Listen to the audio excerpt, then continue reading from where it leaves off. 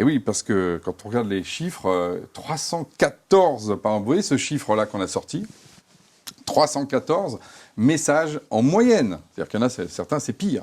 314, quand on parle les mails qu'on reçoit, les mails qu'on envoie, les messageries instantanées, tout ce qu'on va écrire, justement, ça représente quand même énormément d'informations. Et donc, du coup, on peut être un peu dépassé.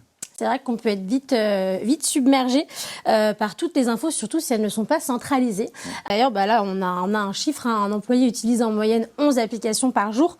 Et on a vu quand on préparait cette keynote, parce qu'on l'a un petit peu travaillé quand même, que le passage entre ces différentes applications, retrouver, répondre à tous ces messages, ça représente des centaines de passages au quotidien par jour, oui, entre les différentes applications. Et du coup, ça fait perdre énormément de temps. Ça représente l'équivalent quand même, tenez-vous bien, en tout, ça fait gagner à peu près 7h30 par semaine pour un digital knowledge worker, quelqu'un qui bosse comme ça.